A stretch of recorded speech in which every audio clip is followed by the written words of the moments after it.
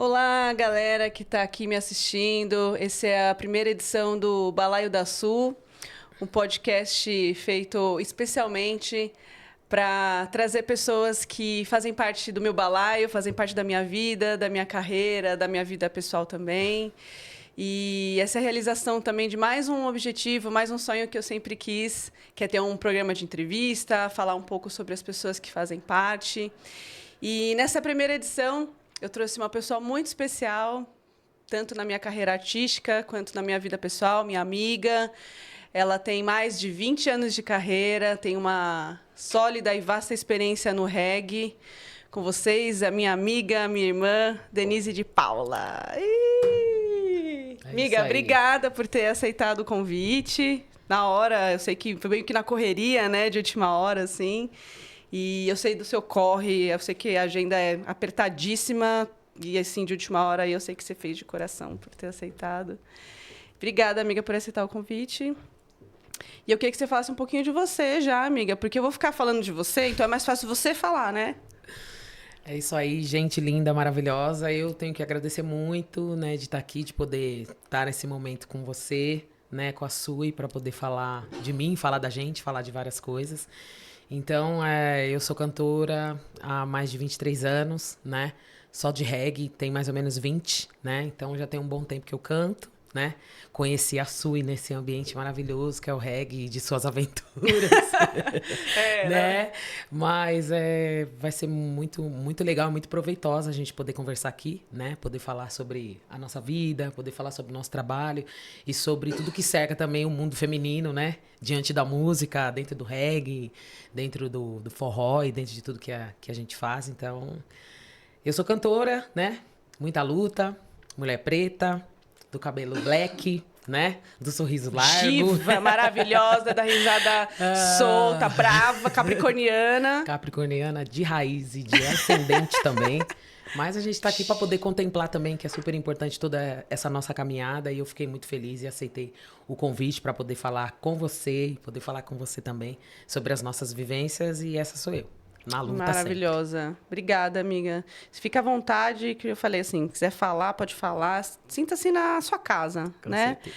Amiga, na verdade é o seguinte, eu queria que você começasse contando como é que foi os seus primeiros contatos com a música, né? Eu já conheço, mas para quem não conhece, eu acho interessante você contar a tua história, a sua caminhada, porque a gente sabe que nas redes sociais, a gente fala, é um lugar de muitas aparências. Então, a gente fala que as pessoas não vê nossos corre, só vê o glamour das coisas todas, mas não sabe do que a gente já passou. Uhum. Então, eu acho que é legal a gente contar a sua caminhada, a sua história, como que você começou, né? Eu sei que você começou na igreja também, né? Exatamente. Então, fala pra gente, amiga, como que foi seus primeiros contatos com a música?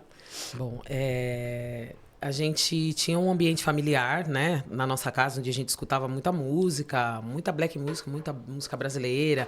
Ainda tinha essa cultura de olhar os discos e ler todo o álbum do artista. Amiga, só me fala um pouquinho assim do seu contexto familiar. Você e mais as suas 3 irmãs. Isso, não. Na verdade, nós somos uma família nós somos em 6 irmãs, 6 mulheres. 6 mulheres. 6 mulheres, né? E a gente cresceu nesse ambiente de família, escutando música e tudo, mas ninguém nunca teve a pretensão de cantar. E na sua família não tinham músicos propriamente? A gente teve um primo, né? E esse primo meu, ele até tocou com o grupo Sensação, que era um grupo de samba, né? Na geração na época, mas ele acho que não deu continuidade, não seguiu. Mas a gente não tinha, assim, ninguém na família que a gente falasse, nossa, poxa, uma super influência pra gente, pra isso, pra aquilo. E a música aconteceu lá na frente. Bom, quando eu tinha uns 15 anos, a gente começou a frequentar uma igreja, e a gente ia na igreja só para poder jantar mesmo. Era isso, era um projeto que tinha lá, e a gente ia na igreja jantar, o pastor fazia uma oração, e depois todo mundo ia embora. E aí, com o tempo foi passando, essa sala começou a ficar cheia de pessoas. E é todo tipo de gente. A gente dividia a sala com moradores de rua. Isso lá em São Caetano? Isso em São Caetano do Sul, na cidade onde eu nasci e moro até hoje. E essa sala começou a encher. E eu costumo fazer um paralelo com o filme Mudança de Hábito, né? Que na sala o Pigoper, né, decidiu, né, tá ali e também seguir, ministrar um coral. E nessa época começou a juntar uns 18 a 25 jovens nessa sala. Muita gente. E aí o Marquinhos, né, que era o pastor na época, falou assim, olha, eu vou fazer um coral aqui. E aí várias pessoas, não, a gente só quer vir jantar. E eu fiquei pensando, nossa, um coral, pô, que legal, né? E aí o tempo foi passando e esse coral teve um nome, chamava Projeto Valor à Vida, né? E aí eles desenvolveram camisetas pra gente, a gente estudou. Então ali eu tive contato com harmonia, com tessitura vocal, região vocal, tudo que eu jamais imaginava conhecer. E a gente era de uma família muito simples, muito pobre também. Então ali foi uma oportunidade, então acendeu uma luz assim. Falei, caramba, eu acho que eu gosto disso. E a gente foi seguindo, mas assim como muitas coisas na vida da gente, sempre tem um entrave. E aí, pra gente poder seguir com o coral, a gente teria que se batizar na igreja. Eu sou macumbeira, né? Aí não ia dar. E aí a gente não conseguia, eu não consegui, e aí vários, eram jovens também na época, né? Todos nós jovens. E aí cada um foi seguindo pra uma coisa, e de todo mundo ali, eu e o Veto fomos as pessoas que, de fato, abraçamos aquela oportunidade. Minhas irmãs também participavam na época do coral, mas a banda para elas veio depois, né? Depois do assassinato dele até, né? Eu que entrei primeiro. Então, acabou o coral, eu fiquei meio, né, sem ter o que fazer. Naquela época, eu saí de casa, né? Fui morar sozinha. E aí ele passava na frente da loja e falava, Denise, olha, eu tenho uma banda de reggae, vamos entrar nessa banda. E eu falava, essa banda é do quê? De reggae. Falava, não posso. Minha família não vai gostar. E eu saí de casa, comecei a morar sozinha agora. E aí eu numa banda de reggae, a galera já... Você já tava com quantos anos aí nessa época? 17 anos já. Gente. Então, dos 15 para os 17 foi o período que a gente ficou ali na igreja. O coral teve quase 2 anos, vamos colocar assim, né? Que a gente saía, se apresentava na FEBEM, se apresentava em outras igrejas. A gente se apresentou em vários lugares. Foi uma experiência maravilhosa, porque ali, no dia a dia, a cada apresentação, eu tinha noção de que aquela área eu poderia estar ali, né? Mas sempre muito insegura, porque a gente tem muita insegurança, né, Sui? Sim. É um mundo que não faz a gente se sentir seguro das coisas. Mas muito mesmo instável, assim, né? Muita instabilidade. E aí ele me chamou e eu fiquei pensando, eu moro sozinha, não tenho filho, né? Não tenho ainda, eu acho que eu vou entrar nessa banda. E aí decidi entrar na banda. Eu entrei na banda, no Filosofia Reggae. E depois de 30 dias, o vocalista foi assassinado. E aí eu 30 dias? 30 dias. A gente cantou 30 dias, fizemos shows na Reggae Night, fizemos no Projeto Equilíbrio, fizemos no KVA, fizemos na praia, fizemos em alguns lugares. Casas da época, né? Exatamente. Então foi... de reggae. Eu, como espírita, né, que sou, costumo dizer que foi um momento, assim, pra ele poder fazer uma triagem, porque eu sempre fui uma pessoa muito bicho do mato, não conversava assim como a gente conversa agora, imagina. Eu entrava, cantava e ia embora. E até na igreja também, né, porque a gente ia lá, se apresentava, depois todo mundo ia pro seu cantinho, então já tinha mais essa premissa, né. Você vai, tal, faz, tem que fazer, baixou a cabeça, vai pro cantinho. E eu era essa pessoa. Não conseguia me comunicar, nada. Mas eu me vi tendo que assumir a banda, assim, como vocalista, né, da noite pro dia, enfim. E aí eu falei, vou ter que ficar. E os músicos que estavam saindo da banda, né, tipo, me apoiaram. Não, Denise, tem que reformular essa banda. Você tem que estar com pessoas que você gosta. Fora o processo de luto também, do teu amigo, tudo de isso no meio do caminho. E você tendo que fazer essa escolha de assumir uma banda da noite por dia. Exatamente. E aí foi o momento que eu decidi trazer minhas irmãs, porque o ambiente artístico que a gente participava era o carnaval, né? Carnaval sempre foi muito cultural das famílias pretas e periféricas aqui na cidade de São Paulo também, não só no Rio, mas em São Paulo. E aí eu falava, minhas irmãs tocam instrumento percussivo, elas vão entrar na banda. Tipo, né? Tudo ok. Vou entrar na banda pra cantar. Vocês estão fazendo nada, vamos fazer uma banda. E aí, chamei minhas irmãs, e aí... E elas toparam. Exatamente, Elas mais novas, só pra mais gente... novas, são mais novas que eu. Eu sou então mais você velha. Falou, não tem escolha, não tem opção. Exatamente. E aí tinha a tecladista, né, que era a Natália, né, que hoje em dia mora na Austrália. E a Natália falou, essa banda agora vai ter uma vocalista mulher, eu acho que eu vou voltar pra essa banda. Porque ela já permeava, lá em São Caetano do Sul, era Filosofia Reggae e o Mato Seco. Então todo mundo começou praticamente na mesma época. Todo mundo praticamente na mesma época. E a Natália ficava meio lá, meio cá. E como ela era uma pessoa assim mais energética, ela falava, é difícil trabalhar com esses homens e tudo mais. E aí quando ela viu que tinha uma mulher, ela falou, se me chamar, eu vou. E foi assim, eu fiquei procurando tal informação, tem essa menina. E aí eu chamei a Natália e a gente tocou. E aí vocês deslancharam, né? Começou esse trabalho com as mulheres na frente da banda. Amiga, você comentou que quando você teve que assumir o Filosofia Reggae, né? você chamou suas irmãs e que elas já tocavam instrumentos percussivos e tal. Fala um pouco dessa sua influência do samba na tua família, quando você era criança, como que isso veio, né? Eu lembro que você comentava que teu pai ouvia bastante. Exatamente. Então fala um pouco desse momento da sua vida, como que a música mesmo, além, claro, do coral, como que a música foi te levando para o coral, né? Porque, de certa forma, né, você estava naquele lugar para se alimentar, mas a gente sabe que os caminhos, eles vão chegando num jeito que a gente, às vezes, quando a gente depois passa um tempão, a gente fala, agora eu entendi por que eu cheguei aqui. Exatamente. Né? Então, assim, como é que foi esses primeiros contatos que você teve com o samba? Como que eram seus pais? Se eles ouviam muita música em casa? A nossa família gostava muito. Meu pai e minha mãe, eles frequentavam os bailes que tinham no Palmeiras. Imagina, James Brown, já viram vários artistas de fora vindo pra cá. E não era diferente com samba, né? O meu pai era um homem mais ciumento, assim, né? Eu acho que ele, no fundo, tinha um presságio que ia vir só a mulher. E aí ele ficava meio assim, não era muito solto no samba, mas a minha mãe mais, né? E como a gente tinha esse ambiente da casa da minha tia, que é por parte de pai, minha tia Sônia e meu tio Mauro, então lá a gente escutava bastante. Eu adoro essa história, adoro. É verdade. Então adoro essa história. A gente escutava muitas músicas, então a gente tinha muito contato com samba. Tanto que nesse período que o coral acabou, surgiu o carnaval para a cidade de São Caetano do Sul, uma cidade, o primeiro IDH do país, uma cidade completamente elitista, que no ABCDMRR não tinha carnaval. Super. E aí o carnaval chegou, a gente desfilava na Palmares, né, que era uma escola que tinha ali divisa com a cidade, e quando surgiu o carnaval de São Caetano, muitos desses integrantes da Palmares vieram para desfilar em São Caetano. E eu também desfilei, e não tão menos importante, como intérprete da escola de samba. Então, eu desfilei uns 2, 3 anos também cantando como intérprete, também desfilei na Pérola Negra também, ali no apoio, no carnaval. Isso. Então, a minha mãe... Você tinha quantos anos, eu amiga, tinha, aí nessa transição aí, 17, porque no Filosofia, exatamente, eu já tinha quase 20 anos, né, operacional ali, né? Então, durante esse período dos 17 anos, quando eu saí de casa, foi a igreja, foi o carnaval, e aí depois veio o reggae. Então, tipo, foi meio que uma triagem para eu poder conseguir chegar, e o reggae veio numa, como é que eu posso dizer, numa configuração completamente diferente, porque na casa do tio Mauro não se escutava reggae, a não ser o Jimmy Cliff. Não tinha, assim, porque não era uma coisa muito do país, né? E como a gente não morava na Bahia, porque na Bahia as coisas, né, chegam, então a gente tava aqui, não tinha tanto contato. Então o reggae apareceu pra mim pra isso aqui. A comunicação, a mulher que tá lá dentro sair, conseguir se comunicar, conseguir conversar. Tomar frente, né? Isso, porque tomar partido num ambiente onde sempre teve vários homens. Então, assim, o samba sempre foi uma coisa cultural da gente. A gente gostava muito de sair pros lugares e ver as artistas, ver os artistas. Então, assim, essas são as raízes da minha família. Minha, das minhas irmãs, mãe e pai. O samba rock, a black nacional, a black internacional. O reggae foi um expoente, assim, que veio numa outra contramão. Talvez e sim, né?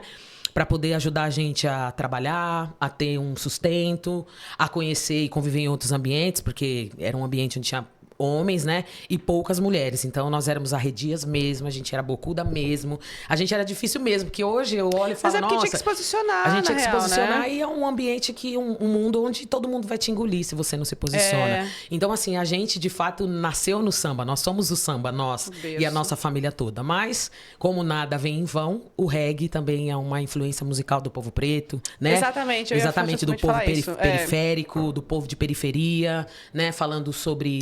Voz, exatamente, né? da voz, denuncia, fala sobre o amor, fala sobre a desigualdade, espiritualidade, né? Não é religião, né? Sobre espiritualidade e sobre várias coisas importantes. Mas a gente nasceu literalmente de samba e de cantar as músicas e de escrever. Aliás, amiga, tudo. você tá ligada? Eu já falei isso pra você. Você fez um show, acho que foi no Sesc Santo André. Exatamente. Poucas pessoas sabem disso. Aliás, eu queria muito ver imagens, porque eu não pude ir. Depois eu te mostrar que eu resgatei um repertório tudo. de samba. Eu falei, você tem que fazer esse... Você tá ligada? Eu Exatamente. Vou te cobrar. Estou falei, correndo Denise, mais pra poder fazer isso agora. Você tem que fazer esse repertório de samba. Porque eu falei, quero ver. Quero muito ver, amiga. São todas as minhas influências, assim, de cantoras mulheres, de tudo. Eu fui então conhecer fala um pouco, das outras assim, depois, dessas né? que você ouvia quando você era jovem. Eu gostava, a gente gostava muito da Clara Nunes, gostava muito da Clementina de Jesus, né? A Jovelina Juvelina Pérola Negra, maravilhosa. Nossa, amo. Né? Leci Brandão e vários. E também com o tempo, porque o meu tio Mauro, ele gostava muito que a gente escutasse o disco, aprendesse as músicas e aprendesse sobre a vida daquele artista. Então a gente cresceu conhecendo e sabendo a vida das mulheres. Quando ele contou pra gente, exemplificou sobre a Beth Carvalho, por exemplo, que foi uma das sambistas que apanhou por causa do samba, sabe? Assim, da polícia. E várias situações que várias mulheres passaram por aquilo. Então aquilo ia dando um gás e falar, meu, se elas têm, né, capacidade de fazer, outras mulheres vão ter capacidade de fazer, outras sambistas aparecerão e a gente jamais imaginava em cantar um dia. Então, assim, a música pra gente, pra nossa família, foi, pra mim, pra minhas irmãs, né, eu posso dizer, foi, assim, um presente. Porque tirou a gente, como é que fala, de uma vida de muita introspecção, porque você Nossa, sempre tá servidão, completamente. obedece, e isso, e de repente aparece a música, aparece o reggae, que já Que dá uma visibilidade, e outro, né? um segmento musical que durante muito tempo muito marginalizado, a gente sabe disso, né? Todos nós sabemos disso. Sim. E hoje a gente consegue entender como tá mudando um pouco mais, né? Das dissociações que as pessoas faziam, enfim. O puro preconceito, né? Sim. Com o segmento musical, mas eu realmente sou do samba, nasci no samba. Adoro. Né? Adoro. E no reggae me estabeleci para poder ser quem eu sou hoje, Denise de Paula. Ô, Dê, e quando que foi o momento que você teve o estalo, assim, na sua vida, que você falou, vou viver de música? Quando que...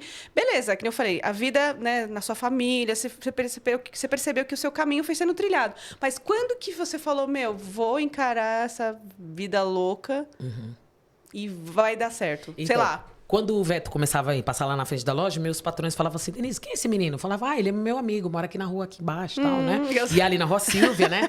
Então, tipo, a Rua Silvia é uma rua periférica de São Caetano do Sul, mais temida na geração. Então ele falava, da Rua Silvia? Eu falava, Aí os patrões ficavam assim, mas o que ele veio falar? Eu falava, é que a gente cantava lá no coral da igreja, hoje em dia não tem mais, e agora ele tem uma banda. E aí esse patrão falou, você gosta de cantar? Eu falei, eu gosto. E aí ele percebeu alguma coisa diferente nesse eu gosto. Aí ele conversou com o Clóvis, né, que era o sócio dele, e conversou, e eu fico muito emocionada quando eu lembro disso, mesmo. Porque ele falou assim, esse lugar aqui não é pra você. Você tem que ir embora. E vai fazer. E vai viver disso. Aí eu falei, mas será que vai dar certo? Se você não tentar, pelo menos nós somos uns patrões, que a gente pensa que você precisa voar. Então a gente vai mandar você embora. Você pega todo o seu dinheirinho, guarda, vai pagando os aluguéis e vai cantar. Que eu incrível, saí amigo. e falei, nunca mais eu vou procurar um outro tipo de trabalho, porque eu não gostava de conviver com pessoas, tendo que servir elas assim. Sim. Eu gosto de lidar com pessoas olhando pra elas de longe, né? Porque se eu achar que eu tenho que descer do palco, por exemplo, e ir lá conversar com uma pessoa, abraçar ela e fazer uma intervenção, a vida me preparou pra isso. Desde lá da igreja, saindo desse trabalho e decidindo fazendo o que eu quero, né? Então, naquele momento foi crucial. Eu cheguei em casa, aí comecei a fazer as contas, né, sobre as coisas. Eu morava sozinha há pouco tempo. Então, assim, qual é a pessoa que não vai sentir medo, né, de deixar o seu trabalho, né? do seu ganha-pão ali do dia a dia, né, pagar aluguel, pagar tudo. Na minha casa tinha um ursinho de pelúcia, um fogão, as minhas roupas. E mais nada. Então, tipo, era há muito pouco tempo que eu tinha saído de casa. Não, e fora assim, você tirar da tua cabeça também aquele padrão, aquela condição que a gente é criada, de que, tipo, você tem que ficar num trabalho CLT de segunda a sexta, porque você tem que pagar suas contas, e de repente você se depara com uma realidade completamente instável. Exatamente. E aí, vindo de família, que a gente, né, a nossa geração, né, século passado. Tudo muito... Você não pode fazer, você não vai, e se não der certo, Nossa, e se não... Total. E meio que um medo, essas né? crenças limitantes. Hoje eu falo isso para as pessoas. Às vezes as pessoas falam, mas eu falo, não, isso aí é frase de crença limitante. Eu, no século passado, escutava isso aí. Já não falo mais, né? Porque a gente tem que entender isso. E a família era desse jeito. Então, naquele momento, eu falei, se não for agora... Vai ser quando? E eu já estava sozinha, eu já vivia sozinha. E quando eu saí de casa, foi no momento que eu não estava muito bem com a minha família, então eu estava completamente introspectiva naquele momento. Era casa, trabalho, trabalho, casa. E aí meu pai falava sempre pra mim, que parece que ele sabia que eu ia morar sozinho um dia na vida. Filha, não coloca ninguém dentro da sua casa, não faz isso, não faz aquilo. Eu chegava do trabalho, eu fazia assim, ó.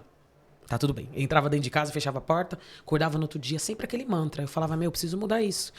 Então, quando eles me deram essa oportunidade, já procurando uma outra menina para poder trabalhar lá na loja, eu falei, acho que é isso. E aí, depois disso que eu saí da loja, aí 30 dias com o Veto e depois ele morre. Tipo, uma sequência de coisas que eu falava, gente, o que tá acontecendo com a minha vida? Né? Tipo, será que eu vou dar conta? Será que vai dar certo? Porque muitas mudanças, faço, né? Exatamente, muitas mudanças, assim, sabe? De 3 em 3 meses parece que tinha uma novidade, alguma coisa nova acontecendo na minha vida, né? Que é o que a gente tava falando na hora que você chegou. A gente tava conversando, né, falando sobre isso, que a gente, hoje, né, a gente tá com 40 e poucos anos, e aí a gente 40 percebe... mais, amiga. 40 mais. Adoro falar 40 a mais. Eu sou 40 a mais. E aí a gente percebe que a gente, hoje, a gente como artista, a gente ainda vive muita instabilidade. Exatamente. Então, para você ver, né, para você hoje ser um artista estável, né, eu acho que tanto... economicamente, profissionalmente e emocionalmente, é uma caminhada muito longa. Porque, assim, você já está mais de 20 anos, né, amiga, nesse corre, e a gente vê que, claro, a gente evoluiu em muitos aspectos. Exatamente. Isso não tem como negar. Mas a gente percebe o quanto essa instabilidade ainda nos cerca, né? Exatamente. Como a gente... acho que no Brasil, principalmente, né? Exatamente. Pro artista, né? O artista no Brasil... E principalmente artista mulher também, né? Exatamente. As mulheres uma parte da pirâmide que, né? A gente não precisa nem exemplificar. É muito, muito difícil. É muita luta pra gente poder conseguir trabalhar, poder mostrar a nossa arte. Porque hoje em dia o que a gente tem dito como arte é entretenimento para as pessoas, né? E para você fazer arte no Brasil, você investe muito mais, às vezes, do que você mesmo ganha, né? E a gente tá falando de dinheiro mesmo, de grana, né? Mas... E aí, desculpa, amiga, até te cortar, mas falando desse investimento. Beleza, você pegou o seu dinheiro lá, que seu patrão te deu... Me pagou das rescisões, das né? rescisões. E aí tu falou, agora vai o racha. Exatamente. Aí comecei a frequentar os ensaios, né? Da banda. E aí comecei em todos os ensaios. E nos shows também. E teve shows que eu fui sem me apresentar para poder ver como que era. Tá. Mas com ele foi exatamente 30 dias. Assim, o último show foi no Projeto Equilíbrio, num domingo. E na segunda-feira ele falou, não, nessa segunda-feira a gente não vai ensaiar, talvez só na terça. Falei, beleza, né? Falei assim, eu tenho tempo de cuidar das minhas coisas na minha casa, fazer as coisas na minha casa e tudo mais. E aí na segunda-feira, depois do almoço, aí ele foi assassinado. Né? E aí tu pegou as suas coisas e falou, agora eu vou ter que ir pra Eu falei, agora, como cima? Que eu vou fazer, né? Fiquei assustada, falei, eu acho que eu não vou, porque eu não sei como que faz, eu não conheço nada. E todos os músicos da banda saiu todo mundo, só ficou o baixista, o André. Né? E todos saíram, mas eles me deram maior apoio, assim, foi muito legal, né? Todos que eu vejo até hoje, quando eles me veem, eles choram de emoção, falam, eu não acredito que você tá até hoje, sabe, assim, tipo, trabalhando, e a gente deixou você lá, assim, tipo, vai, né? Vai aí! Tipo, teve um momento da minha vida que foi isso, os patrão vai, os meninos da banda saíram, vai, e eu... E era isso mesmo, porque a gente sempre foi daquilo que eu sempre volto a dizer. A educação que a gente tem dentro da casa da gente, de pequena, ela influencia muito na vida da gente.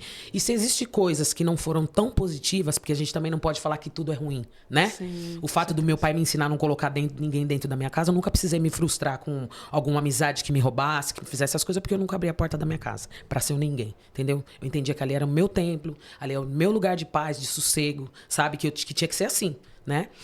Então, como que eu posso dizer? Todas essas experiências de vai e faz, depois de um tempo começou a me trazer mais segurança para eu olhar e falar, poxa, isso aqui eu vou fazer, ou isso aqui eu não vou fazer. Mas eu precisei ter as minhas irmãs junto comigo, eu precisei ter a Natália junto comigo, que era uma outra mulher. Né? Exatamente, pra gente conseguir olhar pro mesmo lado, todas juntas, e entender, teve seus problemas, suas dificuldades, porque são seres humanos, pessoas convivendo com algo novo. Para minhas irmãs, por exemplo, da noite pro dia, vocês vão entrar aqui numa banda de reggae e tal. Minhas irmãs sempre viveram na barra da minha mãe. Nunca saíram de dentro de casa, né? Eu saí de casa para viver outra sozinha. Realidade. Então elas viviam ali. E aí, de repente, minha irmã da Ana era menor de idade, né? Na época da Nina, acho que devia ter 15 anos quando começou. Nossa, gente. Exatamente. Jovem, super jovem. Jovem. Então, foram muitas coisas, muitas decisões, assim, a ser tomada a toque de caixa, como a gente fala, para você tomar decisão e pegar pela mão e falar, é meu. E agora eu vou pra frente. É aquela coisa que a gente sempre fala, né, amiga? A gente faz o que tem que fazer, né? Faz o que tem que fazer. Pô, não dá pra Quando é mulher, faz o que tem que fazer. Não dá pra ficar fazendo clipe. Não. A gente fala fazendo clipe na cabeça. Exatamente. Porque tem que fazer até hoje, né? E, amiga, eu queria que você falasse um pouquinho do Filosofia com a entrada das suas irmãs. Como que foi para você trabalhar com elas? Porque uma coisa é você conviver com elas dentro da sua casa, né? A gente sabe que dentro da casa da gente sempre tem conflito, né? E a gente sabe que, às vezes, a gente, quando mistura trabalho com família, muitas vezes dá certo e muitas vezes não dá. Ou às vezes dá certo até determinado tempo. Então, como é que foi pra você essa convivência com elas na banda? Conta um pouquinho. Então, como eu entrei no Filosofia Reggae com o Veto e a gente trabalhou 30 dias juntos, eu, ele e os outros meninos, então eu tive pouco tempo de convívio com uma banda, né? Tipo, nesse segmento, durante muito tempo. Então, tudo se deu mesmo a partir do momento que elas entraram também na banda. O lance da estrada, do convívio mais longevo, né? Sim. Então, a princípio, tudo é muito tranquilo, né? Tudo é muito calmo. E aí, depois, com o tempo, cada um vai mostrando o jeito que é, a forma na qual que é. Então, a gente trabalhou junto uns 7, 8 anos. Bom, né? bom tempo, né? Um bom tempo. A gente trabalhou bastante tempo junto. É um casamento, né, amiga? Exatamente. Depois de um tempo, eu percebi que o ambiente, os anseios, as coisas que cada um estava buscando eram um pouco diferente daquilo. E talvez naquele momento também, depois de toda essa sequência de vai, faz e vai isso, eu comecei a me situar de quem era eu ali dentro do trabalho, o que eu estava querendo, o que eu estava buscando. E aí começamos a entrar como que eu posso dizer, um desgaste emocional, né? Não tem dentro como separar, do trabalho. Né? Começamos a entrar num desgaste assim emocional grande. E aí eu tomei a decisão de sair da banda. Que eu falei, eu acho que a minha arte vai muito além do que, tô numa banda, tenho onde ganhar meu dinheiro, tá beleza, não. Mas como foi pra você tomar essa decisão de falar, eu vou sair da banda? Porque, de certa forma, foi uma banda que você ajudou a fundar, né? Exatamente. Como foi pra você esse desapego? Porque a gente sabe que às vezes tem aquela coisa do tipo, é a minha banda. Porque eu que comecei aqui. Né? Exatamente. A gente sabe que a banda ficou conhecida, si, de fato, por causa do sentimento bom, exatamente. Denise né? de Paula. Exatamente. Né? A gente que é do reggae, assim, conheceu muito o seu trabalho a partir do Filosofia. E você sempre foi, pra mim, era a referência, assim, né? Do Filosofia e tal.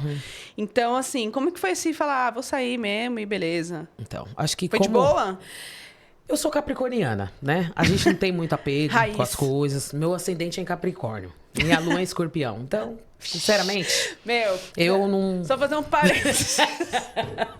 Eu não tenho muito apego. Não, eu gosto da Dê, assim, a gente é muito amiga porque... É uma pessoa muito prática. Adoro, assim, não fica viajando. Porque fulano falou isso, assim, desencana. É isso aqui? Não é? Não beleza, tchau, beijo, tchau. Não fica divagando. Não consigo. Sabe? Então é tipo isso. Às vezes eu quero conversar e a amiga, ela, para de viajar, vai logo, não faz Desculpa, isso. Amiga. Não, eu acho maravilhoso, porque a gente às vezes começa a entrar no mundo da fantasia, eu queria que fosse assim. Tá, e às mas vezes não com as nossas próprias dores, né? Porque você fala, às vezes você tá passando por uma situação, já tá doendo e você já tá ali, desce da nuvem. Aumentando. Pisa no chão. Gente, às vezes você tá aqui, é um negócio, mas aí você começa a fazer um negócio, fala, não, calma, amiga, volta. E eu sou essa pessoa mesmo. Eu acho maravilhoso. E o bom é que é isso, porque a gente sabe o quanto que a gente gasta energia. Exatamente. Com besteira. E saúde vital, ela não volta mais, na verdade, assim como os anos da gente de vida. Pra mim foi difícil, não era fácil. Imagina, eu tava em cima do palco, eu subi no palco, as pessoas estavam lá gritando e toda feliz da vida, e puxa a chiquinha do cabelo. E eu não conseguia chegar em casa, voltar pra casa com um brinco, com uma pulseira, as pessoas puxavam tudo. E eu dava tudo também, que eu não tô nem aí com essas coisas, eu não tenho apego. Mas eu entendi que se eu continuasse, talvez um lado... A personalidade de Capricórnio junto com a da Denise, assim, muito forte, aguçada, não ia ser legal. E aí, família, e aí tem minha mãe, né? E vocês sempre foram muito bocudas também, cara. Exatamente. Aí imagina entre nós. Gente, imagina essas mulheres juntas, assim, Exatamente. Muito bravas. Exatamente. Tanto que o apelido da Denise, pra quem ainda não sabe, era Denise Camburão. Porque ela não levava desaforo pra casa. Ai, gente, não levava, não. histórias. Ela ainda não leva. Mas aqui hoje ela é uma mulher 40 a mais. Né? Exatamente. Muito espiritualizada. Tem um equilíbrio emocional muito bom. Aliás, aprendo muito com você, amiga. Graças a Deus. Obrigado. Temos essa convivência. Mas até quando eu conheci a Dê também, Era isso, a Denise Camburão, brava. Então, assim, se a Denise tá num mau dia, reza e sai de perto. Exatamente. Era bem Era isso. bem Agora, isso, hoje em dia, não. A gente Alguns sabe. bastidores pode dizer sobre, mas... Várias pessoas têm algumas Exatamente. histórias da Mas Denise Camburão. Mas eu- é que também é isso, né, amiga? A vida também exigiu que você... Foi o que a gente estava falando no começo. A vida exigiu também que você precisasse assumir uma persona, assumir uma postura, um posicionamento Exatamente. para você estar aqui hoje conversando comigo. Exatamente, porque Então- essa fábula de que eu sou a mesma pessoa em todo lugar, não dá, Não querido. é, não é. Dá, Não tem dá. como. Eu só tenho paz dentro de casa, como que eu vou ter paz fora de casa, assim, fora às vezes a gente não tem? Não, e né? assim, eu acho que também, às vezes, essa coisa do tipo, é muito fácil a gente julgar o outro, falar assim, porque a pessoa é brava, porque a pessoa grita, porque a pessoa é assim, assado. Gente, por isso que eu achei importante de você contar, você vir aqui e contar a sua história. Ninguém sabe do que a gente passa, Não né? sabe o que você passou, não sabe o que você passa. Então, assim, é muito fácil você só falar a pessoa do que você vê e o que você imagina. Exatamente. Mas não sabe o que você teve que enfrentar para você estar aqui hoje. Então, às vezes, a gente precisa Exatamente. vestir realmente uma armadura, porque vem chumbo grosso, Talvez cara. Não a tem geração, como. a geração de agora, desse século agora, não vai para um futuro, falar para os seus filhos, eles não vão dar esse exemplo. A gente veio de uma educação muito rígida. É. Meu pai sempre quis ter filho homem e só nasceu mulher. Então, não pode isso, não pode aquilo, não pode. E eu me considero uma pessoa subversiva. Por que não pode? Não, mas você não tem que saber disso e vai pra lá. E muito abaixa a cabeça. Chegou uma hora na Complicado. vida que eu falava, não vou baixar a cabeça pra ninguém, não. Então. Nem pro meu pai, nem pra minha mãe. Então eu comprei muitas brigas na vida pra eu poder ser a pessoa que sou e poder andar e falar o que eu quero, E chegar aqui perguntar. hoje, né? Exatamente. Então, É assim, isso. o convívio foi muito difícil porque eram mulheres em idades diferentes. Eu e a Danusa, a gente é pouco tempo de diferença. Minha irmã mais velha, eu e a Daniela mais velha, que não tem nada a ver com música, a gente é 1 ano. Ela que é cozinheira? É ela que é cozinheira. Que faz aniversário no mesmo dia que eu. Isso, exatamente, 7 de dezembro, exatamente. E a Danusa a gente tem 3 anos de diferença. E aí a Daiane já um pouco Nossa. mais. Então era idades diferentes, pensamentos diferentes. E aí, às vezes, você tem que ter uma linguagem universal dentro do ambiente. As pessoas têm que entrar naquele. Porque é um jogo também. Você tem que entrar no É um jogo, jogo. entender que é É um daquele jogo, jeito. é. E aí vai chegando uns momentos que um vai ficando assim, outro vai ficando assim. Eu falei, quer saber? Eu vou parar. Adeus. E vou pensar o que eu vou fazer mais pra frente. E aí eu Você parou? Parei. Você não tava nem com outro projeto em mente. Só Não. falou assim, Parei. Pra mim, acho que cheguei no Deu aqui, meu limite. Vocês vão Beijo, seguir, boa beijo, sorte, tchau. E não tchau. fiquei arrumando conflito, não arrumei nada disso, daquilo, nada. E aí, depois Eu de parei. quanto tempo que você começou a bolar o seu projeto? A Então, Denise exatamente. 2010 foi o ano que eu já me vi parada, sem fazer nada, né? 2009 eu parei. 2010 eu já tava grávida, já tava parindo meu filho, porque eu também não imaginava que ia engravidar. Manda um que beijo ia- pra ele. que ia- Não vou mandar, porque ele não gosta de ir no meu show.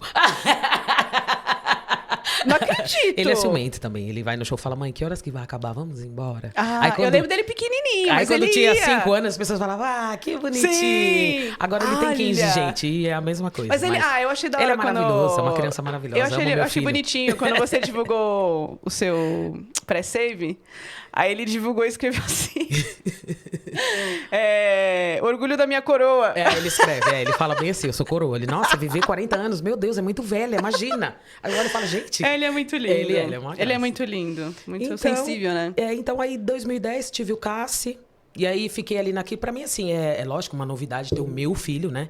Mas eu sou de 6 irmãs e eu sou a segunda. E ajudei a cuidar muito das minhas irmãs, né? Então, ali, a diferença é que eu tava cuidando do meu bichinho, meu filhinho, né? Menino. E, menino, que eu sempre quis ter. Menino. Daquele jeito, do jeitinho que ele é. Parece que eu sonhei com esse menino e ele nasceu. E aí... assim que ele nasceu, o pai dele falava, Denise, você não pode deixar de cantar, pelo amor de Deus, as pessoas gostam. Tudo. E o pai dele é músico, Música, né? e ele falava pra mim, e ele falava, não, você não pode, você tem que cantar, tal. E eu falava, será? Beleza, o tempo passou, em 2014 eu comecei a mexer com as movimentar. coisas, né? Me movimentar com um disco Farol na Escuridão, e aí fomos gravando ali comigo, fazendo as coisas, produzindo aos poucos. 2016 a gente já estava gravando tudo, eu já estava fazendo algumas poucas apresentações com a banda que ele E tinha, aí, então, né? e aí, assim, você decidiu nessa época, aí você seguiu pelo reggae mesmo, Segui né? pelo reggae, você com já saiu do certeza. filosofia, tal, Cassi nasceu, bababá. Fiquei um tempo, uns 4 anos aí, longe, assim, de tudo, né? Que fala, Sim. nossa, a Denise parou de cantar, ninguém mais viu, ninguém sabe onde ela tá, ninguém sabe o que tá fazendo. Então, foi exatamente assim, fiquei longe, uns 4 anos, né? Tipo, Sabático. um momento sabático. Isso. Cuidando do seu o bichinho. Exatamente. E aí depois... aos pouquinhos, comecei a voltar. E aí você montou sua banda. Exatamente, montei minha Quem banda. que era a banda naquela época, quando você voltou? Quando eu voltei, eu fiz com o Felipe, que é um guitarrista lá de São Bernardo. Galera do ABC, né, isso, amiga? do ABC. O baixista era o Churros, né? O Alexandre Santos, que faz com Mascavo. O baterista... eu tinha 2 bateristas. Um deles eu não vou lembrar o nome agora. Nenhum dos 2 eu vou lembrar, amiga. Agora me deu um branco mesmo. Tudo bem. O tecladista era meu ex-marido, né? O Ícaro. Isso. E aí a gente montou essa banda. E aí tinha o Guaru, né? Que é a percussionista, que fazia também com os meninos do Babum. Tal. Você fez também, fiz um tempo com eles, fiz também. Babum nossa, é interessante que às vezes eu converso com a galera do reggae, algumas pessoas não conheceram o Babum, e é uma banda muito antiga, uma banda tradicional do ABC. Eles foram pra Jamaica, gravaram um disco, e assim, são meninos porque são amigos nossos, mas também exatamente. São tudo 40 a mais. Exatamente. Mas são muito queridos, músicos excelentes, que hoje fazem parte de outros projetos, como a Orquestra Nômade, né? A Nômade Orquestra, Samuca e a Selva. Exatamente. Como é o nome dele? Como é o nome do guitarrista? O Alan. O Alan, exatamente. Alan maravilhoso. Estudou comigo na Fundação das Artes. E o Buia é meu compadre. Sou madrinha da filhinha dele. Vocalista também, gente muito boa.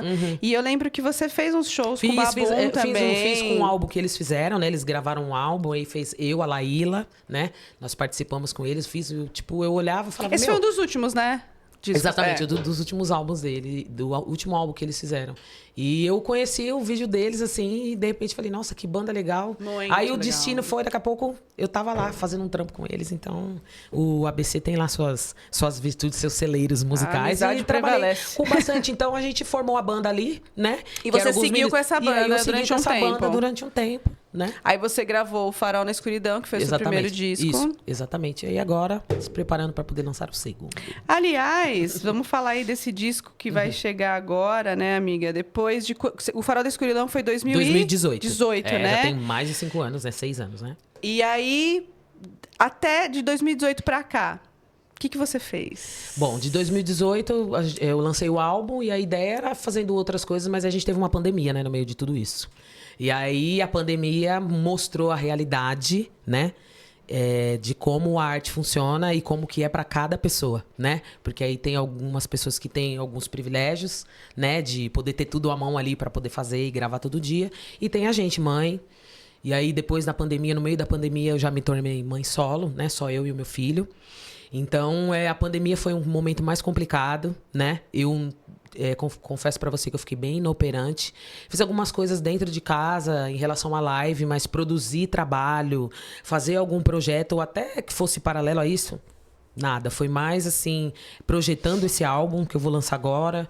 E aí, depois de um tempo, já não queria mais as músicas, as coisas que tinham. Então, foi um momento, assim, muito complicado dentro da pandemia. Eram algumas aulas que a gente dava remotamente, né? Então, foi fazendo alguns pequenos trabalhos para você poder se manter vivo minimamente e comer. Ter comunicação com as pessoas, tá ali na internet para você poder aparecer, mas não tive nenhum trabalho assim, né, incisivo. Mas a partir de 2023 que eu comecei a sonhar um pouco mais com esse lance do álbum novo. E que vai sair agora. Né? E paralelo a esse trabalho que você foi fazendo, amiga, de criar suas músicas, desse projeto seu solo, né, seu disco, você também já estava fazendo os projetos que você canta as divas do soul, né? Exatamente. A diva do Black. Exatamente. Do Black, né? Exatamente. Que, gente, toda vez que você canta aquela música da Alicia Keys, eu choro. Não consigo. É maravilhoso. Canta aquela música, juro por Deus. Toda sou vez que eu ouço, né, amiga? Eu sou falo, capricorniana, pé no chão, bravona, mas a música é algo assim que me traz pra minha sensibilidade, que é algo bem interno mesmo. Então, eu sempre gostei muito da Lauryn Hill, eu falo muito do filme Mudança de Hábito, porque aquele filme, né, que foi uma coisa que eu assisti muito antes do coral, era algo que me reportava pra aquela realidade. Eu falava, gente, mas que legal, né?Ela canta, ela é maravilhosa, ela tem cara de brava, eu já me sentia semelhante a ela. Você se identificou, né? A Lauryn Hill. Isso. Exatamente. Depois de muitos anos que eu vim estudar mais informação sobre a vida dela, inclusive na pandemia, porque na pandemia, quem não usou aquele tempo pra poder ler livro, buscar informação, estudar, perdeu, né, estudar. Então a Lauryn Hill é uma refugiada, né? Então, assim, teve vários várias coisas que aconteceram na vida dela, pra às vezes o semblante dela não ser aquele semblante que a gente acha que todo mundo tem que ser Alice. Tadinha, e tá nos Países das Maravilhas e a vida é uma beleza. Não. Mas mesmo assim, diante de tudo que ela passou, ela é a artista que ela é, né? Olha a pessoa que ela se tornou, a grandeza de cantora que ela é e tudo que ela vem carregando, a ancestralidade dela e toda essa energia dos refugiados, de tudo, né? Então isso, e eu cresci escutando, e na casa do meu tio, a gente escutava de Djavan, a Branca de Neve, a tudo, e aí de repente tinha um momento black lá, que as minhas primas já frequentavam os bailes, né? Elas já eram amigas dos DJ e tudo. E aí tinha as melodias, as coisas que elas escutavam. E eu ficava tudo, como né? assim, né? Começava a escutar aquela música e falava, nossa, mas que música linda. Musgão, nossa, né? mas que coisa maravilhosa. Aí a música vai te levando por um sentimento, como é que fala? As notas mais altas, as coisas. Hoje a gente tem um entendimento maior de como é, né?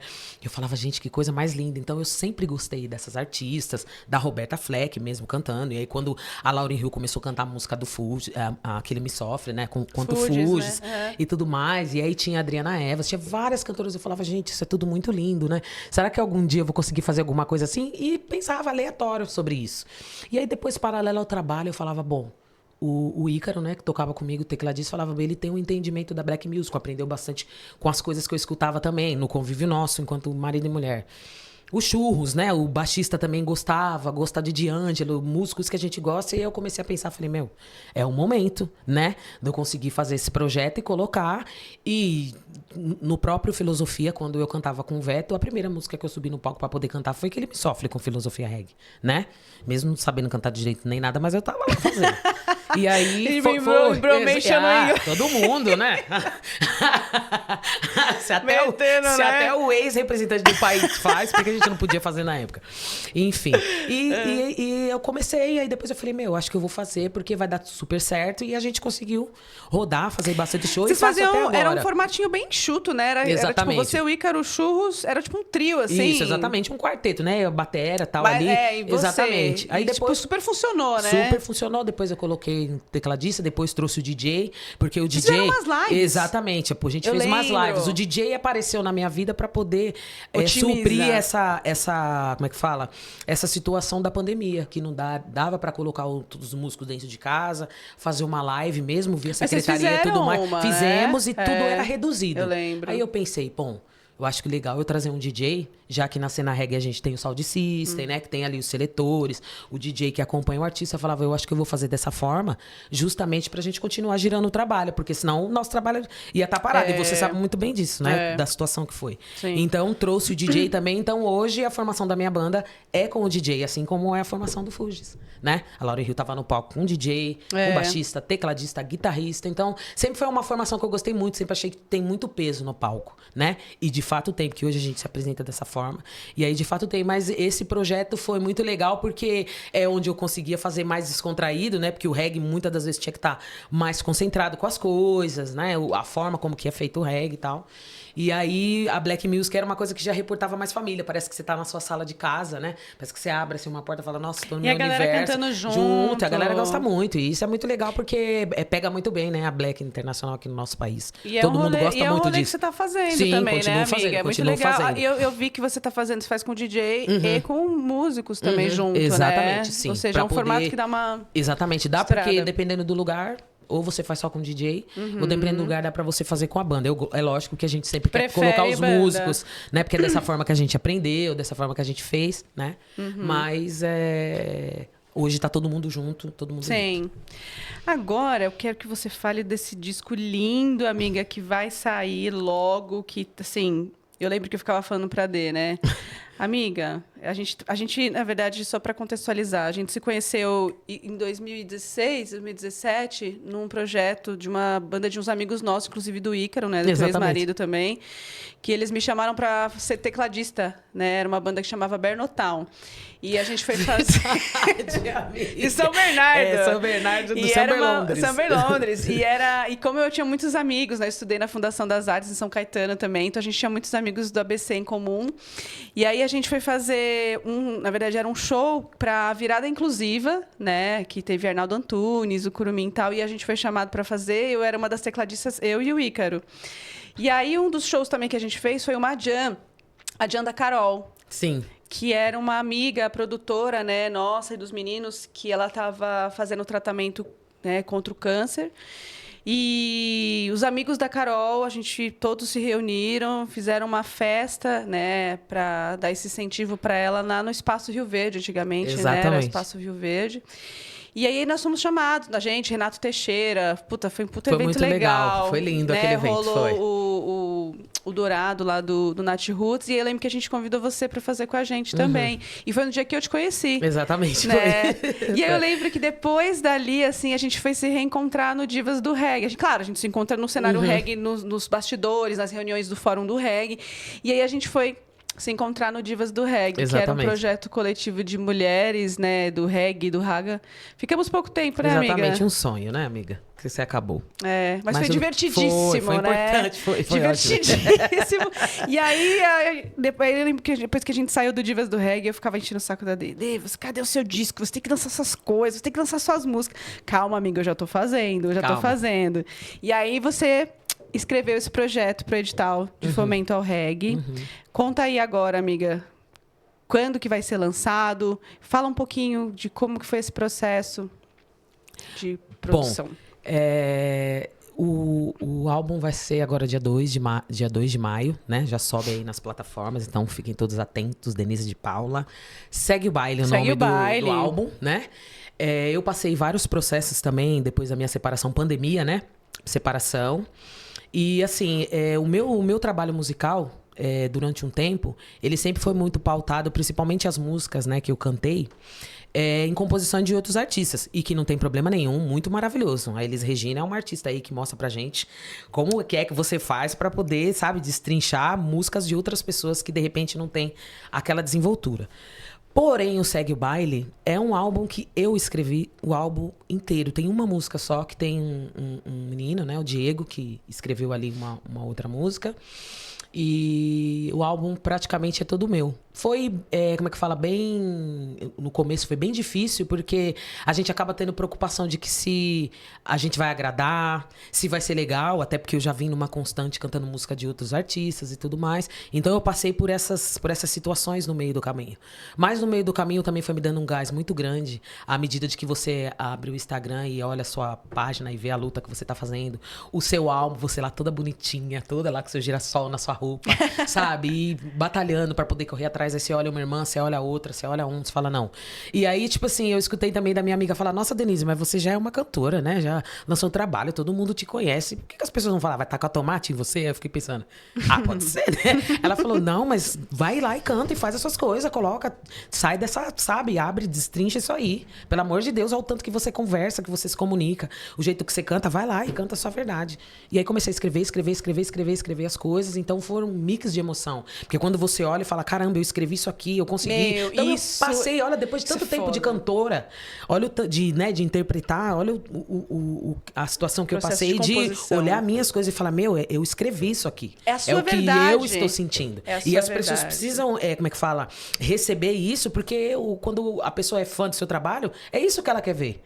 Ela quer saber o que você fala que sai daí de dentro. Não só as músicas que vão trazer um chiclete, né, que é um refrão fácil, mas elas querem saber o que você sente. Elas querem saber onde que dói também, né? Elas querem saber onde que você faz, como que você transforma isso para poder sair aqui. E aí eu falei, é isso, foi muita situação, muita emoção. Eu chorava quando eu terminava e estava feliz. Eu chorava quando eu olhava a letra da música e falava, caramba, eu escrevi tudo isso aqui, vou falar sobre isso aqui. Então foi um processo emocional mesmo, sabe? Gigantesco. E eu agradeço muito o DJ que trabalhou comigo. E eu queria trabalhar com pessoas igual a mim, imagem, semelhança, cor. Pessoa preta, olhar pra mim e falar, preta, faz isso aqui porque tem tudo a ver com você, tem tudo a ver com nós. E o quanto que eu achei importante fazer essa imersão sobre o meu mundo, sobre o meu universo.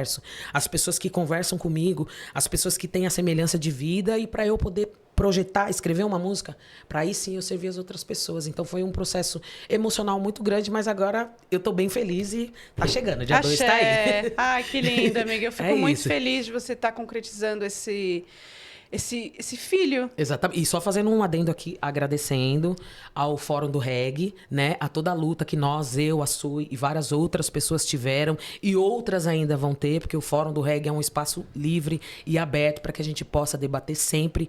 Hoje, melhorias, né? Para esse fomento, para esse projeto de lei que a gente já conseguiu, né? Que foi conquistado, muito árduo, com muito barulho, né, na Câmara dos Vereadores, com muita luta, então a gente conseguiu.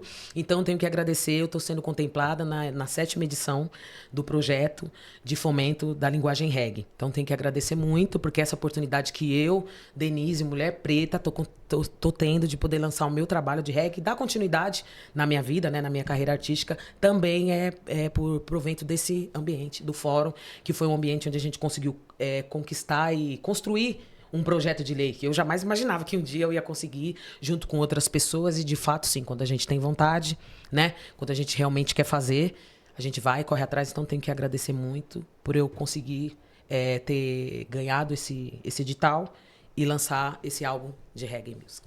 Parabéns, amiga. Parabéns por todo esse caminho que você vem percorrendo. Eu quero te agradecer muito. Eu que te agradeço, amiga. Foi tudo.